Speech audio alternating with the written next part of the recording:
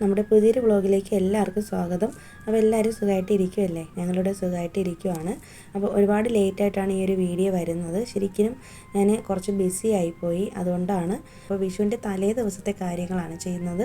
അപ്പോൾ അതായത് വിഷു നമ്മൾ കണിയൊരുക്കുന്ന ആ ഒരു ഡേയിലെ കാര്യങ്ങളൊക്കെയാണ്. അപ്പോൾ രാവിലെ തന്നെ ആമിക്ക് അന്നത്തെ ദിവസം എക്സാം ഉണ്ടായിരുന്നു. അപ്പോൾ ലാസ്റ്റ് എക്സാമാണ്.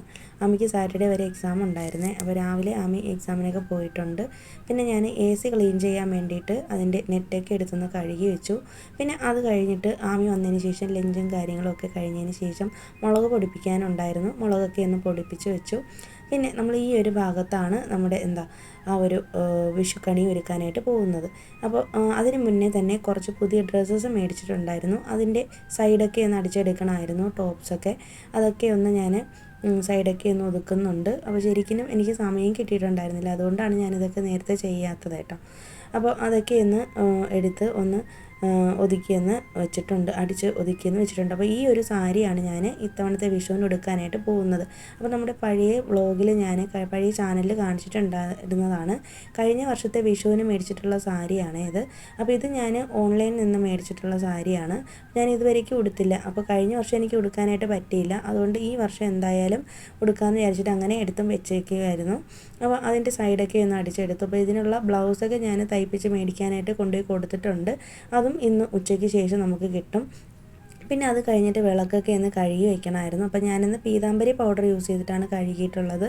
ജസ്റ്റ് ഒന്ന് വിളക്കൊന്ന് നനച്ചതിന് ശേഷം പൗഡർ യൂസ് ചെയ്തിട്ട് നന്നായിട്ടൊന്ന് സ്ക്രബ് ചെയ്തെടുത്തപ്പോഴത്തേന് നന്നായിട്ട് തന്നെ ക്ലീനായിട്ട് കിട്ടി. പൂജാ സാധനങ്ങളെല്ലാം തന്നെ ഞാൻ ക്ലീൻ ചെയ്തെടുത്തത്. അപ്പോൾ ഇതൊക്കെ ഞാൻ ഉച്ചയ്ക്ക് ശേഷമാണ് ചെയ്ത് വെച്ചത്. അപ്പോൾ വിഷുക്കണി വെക്കാനുള്ള വിളക്കും തട്ടവും എല്ലാം ഞാൻ ക്ലീൻ ചെയ്ത് വെച്ചേട്ടോ. പിന്നെ അതിന് ശേഷം നമ്മൾക്ക് ഇത് വിഷുക്കണിക്ക് വേണ്ടുന്ന സാധനങ്ങളുടെ ലിസ്റ്റൊക്കെ ഒന്ന് എഴുതി വെച്ചു. പിന്നെ നമ്മുടെ വീട്ടിൻ്റെ ഫ്രണ്ടിലുള്ള ഒരു പോർഷൻ ഒന്ന് കഴുകി ഇട്ടിട്ടുണ്ടായിരുന്നു, കാരണം നമുക്ക് കോലമൊക്കെ വരയ്ക്കാനുള്ളതാണ്. പിന്നെ അതിന് ശേഷം ഞങ്ങൾ വൈകുന്നേരം ആയപ്പോഴത്തേനും ഷോപ്പിങ്ങിന് പോകാനായിട്ട് പോകുന്നുണ്ട്. അതിന് മുന്നേ തന്നെ നെക്സ്റ്റ് ഡേയിലത്തേക്ക് വേണ്ടിയിട്ടുള്ള ഇഡ്ഡലിക്കുള്ള മാവൊക്കെ ഒന്ന് അരച്ച് വയ്ക്കുന്നുണ്ട്. അപ്പോൾ നമ്മുടെ വിഷു വ്ളോഗ് നല്ല ഇൻട്രസ്റ്റിംഗ് ആയിരിക്കും, ഒരുപാട് സർപ്രൈസസ് ഒക്കെ ഉള്ളതാണ്. അപ്പോൾ ഞാൻ അടുത്ത വീഡിയോയിൽ അത് ഷെയർ ചെയ്യുന്നതായിരിക്കും. പിന്നെ കുറച്ച് തുളസി ഇല ഉണ്ടായിരുന്നു വീട്ടിൻ്റെ മുന്നിൽ തന്നെ, അതൊക്കെ ഹസ്ബൻഡ് പോയിട്ട് പറിച്ചുകൊണ്ട് വന്നിട്ടുണ്ട്. അപ്പോൾ സന്ധ്യയ്ക്ക് മുന്നേ തന്നെ തുളസി ഇലയൊക്കെ ഒന്ന് പറിച്ചെടുത്തു. അപ്പോൾ ഇത് നമ്മുടെ കൃഷ്ണന് മാല ചാർത്തുന്നതിന് വേണ്ടിയിട്ടാണ്. അതിനുശേഷം ഞങ്ങൾ നേരെ മാർക്കറ്റിലേക്ക് വിട്ടു, കാരണം നൈറ്റ് ആയിട്ടുണ്ട്. ഏകദേശം ഒരു 6:30-ക്ക് ശേഷമാണ് ഞങ്ങൾ പോയിട്ടുണ്ടായിരുന്നത്. അപ്പോൾ നല്ല തിരക്കായിരുന്നു കേട്ടോ. അപ്പം നമ്മുടെ ചെന്നൈയിലാണെന്നുണ്ടെങ്കിൽ ശരിക്കും എനിക്ക് തോന്നുന്നത് നാട്ടിലത്തേക്കാളും ഭയങ്കരമായിട്ട് ആഘോഷിക്കുന്നുണ്ട് പുറം നാട്ടിലുള്ള ആൾക്കാരൊക്കെ. അപ്പം ഞങ്ങൾ ചെന്നപ്പോഴത്തേനും നല്ല തിരക്കായിരുന്നു മാർക്കറ്റിൽ. പിന്നെ ഈ ഒരു വിഷുവിൻ്റെ അന്ന് തന്നെയാണ് ഇവിടുത്തെ തമിഴ് ന്യൂ ഇയറും വരുന്നത്. അപ്പോൾ അതുകൊണ്ട് തന്നെ നല്ലോണം റഷും ആയിരിക്കും. പിന്നെ പൂജാ സാധനങ്ങളൊക്കെ കിട്ടും.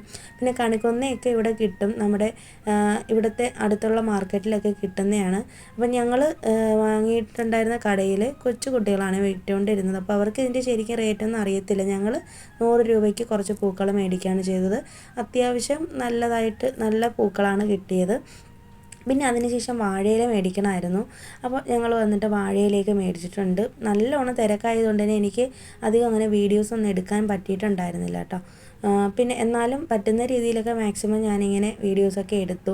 അപ്പോൾ ഞാനിങ്ങനെ വീഡിയോസ് എടുക്കുന്നതിനിടയിൽ തന്നെ നമ്മുടെ തൊട്ടടുത്ത് നിന്ന് ആളുകളെയൊക്കെ പരിചയപ്പെട്ടായിരുന്നു. അവരൊക്കെ മലയാളീസായിരുന്നു. പിന്നെ അതിന് ശേഷം വെജിറ്റബിൾസ്, സദ്യയ്ക്ക് വേണ്ടിയിട്ടുള്ള വെജിറ്റബിൾസും എടുക്കണമായിരുന്നു. പിന്നെ നമ്മുടെ വിഷുക്കണിക്ക് വേണ്ടിയിട്ടുള്ള വെജിറ്റബിൾസും എടുക്കണമായിരുന്നു. പിന്നെ ഫ്രൂട്ട്സൊക്കെ ഇവിടെ നിന്ന് തന്നെ കുറച്ചൊക്കെ മേടിച്ചു. അപ്പോൾ ഞങ്ങൾ സ്ഥിരമായിട്ട് മേടിക്കുന്ന ഫ്രൂട്ട്സ് കടയിൽ നിന്നും കുറേ സാധനങ്ങൾ മേടിച്ചു. പിന്നെ അത്യാവശ്യം അവിടെ കിട്ടാത്ത സാധനങ്ങളൊക്കെ ഇവിടെ നിന്നും വാങ്ങിയിട്ടുണ്ടായിരുന്നു. പൈനാപ്പിൾ ഒന്നും ഇവിടെയാണ് കിട്ടുന്നത്, ഞങ്ങളുടെ വീടിനടുത്തുള്ള ഷോപ്പിൽ കിട്ടത്തില്ല. അപ്പോൾ അതൊക്കെ ഇവിടെ നിന്ന് മേടിച്ചുകൊണ്ടാണ് പോയത്.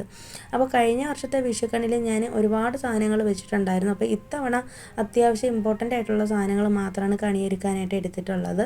പിന്നെ പൂക്കളൊക്കെ മേടിച്ചുകൊണ്ടാണ് വന്നിട്ടുണ്ടായിരുന്നത്. അപ്പോൾ മുല്ലപ്പൂവൊക്കെ മേടിച്ചുകൊണ്ട് വന്നു, അതൊക്കെ കൊണ്ടുവന്ന് പൂ കെട്ടിയൊക്കെ എടുത്തു. വീട്ടിൽ വന്നതിന് ശേഷം ഞങ്ങൾ ഡിന്നറൊക്കെ കഴിച്ചു. അതിന് ശേഷമാണ് ഇതൊക്കെ ചെയ്യുന്നത്. പിന്നെ ഒന്ന് കുളിച്ചതിന് ശേഷമാണ് ഞാൻ ഇതിൻ്റെ കണിയൊക്കെ ഒരുക്കാനായിട്ട് പോകുന്നത്. ഇപ്പോൾ ഏകദേശം ഒരു 10 മണിയോളം ആയിട്ടുണ്ട്. അപ്പോൾ ഈ വർഷം ഞാൻ ഈ ഒരു ഭാഗത്താണ് കണി ഒരുക്കുന്നത്. അപ്പോൾ കഴിഞ്ഞ വർഷത്തെ വീഡിയോ നമ്മുടെ പഴയ ചാനലിൽ ഇട്ടിട്ടുണ്ട്, അദ്വീസ് വ്ലോഗ് ചാനലിൽ ഇട്ടിട്ടുള്ളതാണ്. അപ്പോൾ ഞാൻ ഈ ഒരു രീതിയിലാണ് കണി ഒരുക്കുന്നത്. അപ്പോൾ ആദ്യം തന്നെ കൃഷ്ണൻ്റെ ഒരു കുട്ടി വിഗ്രഹം ഉണ്ടായിരുന്നു നമ്മുടെ അടുത്ത്. അപ്പോൾ കളിമണ്ണിലുള്ള പ്രതിമയാണ്. അപ്പോൾ അത് ഞാനിങ്ങനെ തട്ടത്തിലേക്ക് വെച്ച് കൊടുത്തു. അപ്പോൾ നമ്മളിങ്ങനെ ഒന്നുകിൽ എന്തെങ്കിലും ഒരു പീഠത്തിലോ അല്ലെങ്കിൽ ഇതുപോലെ എന്തെങ്കിലും ഒരു തട്ടിലോ ആണ് വെച്ചേക്കേണ്ടത് ഈ ഒരു കൃഷ്ണൻ്റെ വിഗ്രഹം, അല്ലെങ്കിൽ അതായത് കൃഷ്ണൻ്റെ ഈ ഒരു പ്രതിമ അല്ലെങ്കിൽ ഫോട്ടോ. അപ്പോൾ ശ്രീകൃഷ്ണൻ്റെ ഫോട്ടോയാണ് വെക്കേണ്ടത്. അപ്പോൾ ഉണ്ണിക്കണ്ണനായാലും പ്രശ്നമൊന്നുമില്ല, ഉള്ളതുകൊണ്ട് നമുക്ക് മാക്സിമം അഡ്ജസ്റ്റ് ചെയ്ത് വെക്കാം. പിന്നെ അതിനുശേഷം ഫ്രൂട്ട്സൊക്കെ ഓരോന്നായിട്ട് വെച്ച് കൊടുക്കുന്നുണ്ട്. അതിന് മുന്നേ തന്നെ ഞാൻ ആ തട്ടത്തിൽ കുറച്ച് അരി ചേർത്തിട്ടുണ്ടായിരുന്നു. അപ്പോൾ നമ്മുടെ വീട്ടിൽ കുക്ക് ചെയ്യുന്ന മട്ട റൈസാണ് ഞാൻ എടുത്തിരിക്കുന്നത്. നിങ്ങൾക്ക് വേണമെന്നുണ്ടെങ്കിൽ പച്ചരി എടുക്കാം, പിന്നെ ഇല്ലെന്നുണ്ടെങ്കിൽ ഇതുപോലത്തെ മട്ട റൈസ് എടുക്കാം.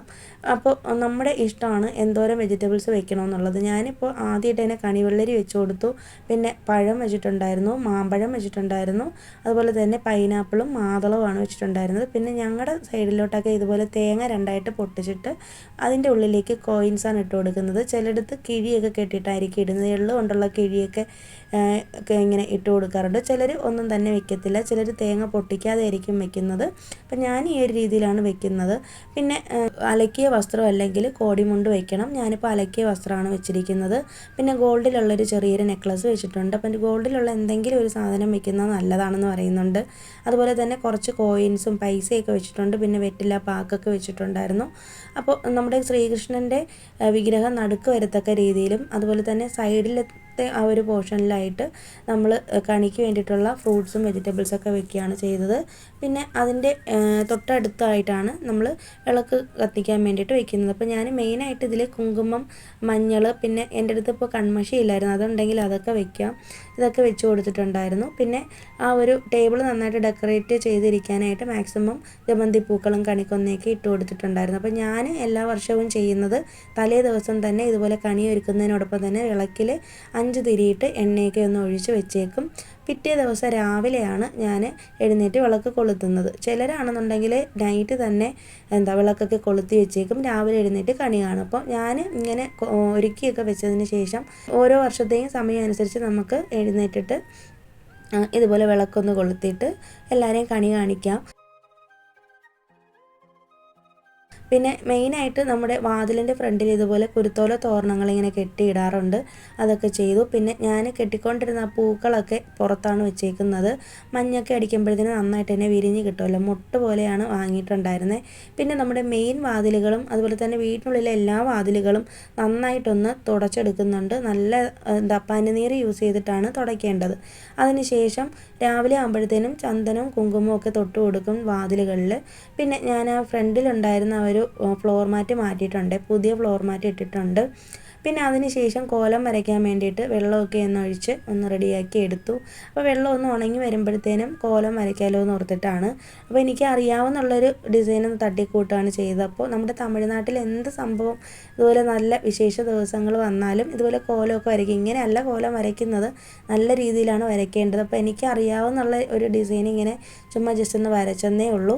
പല തരത്തിലുള്ള കളറുകളൊക്കെ ഇട്ടിട്ട് മിക്സ് ചെയ്തൊക്കെയാണ് വരച്ചിട്ടുണ്ടായിരുന്നത്. നന്നായിട്ട് വരയ്ക്കാൻ അറിയാമെന്നുള്ളവർക്കാണെങ്കിൽ സൂപ്പറായിട്ട് വരച്ചെടുക്കാനായിട്ട് പറ്റും.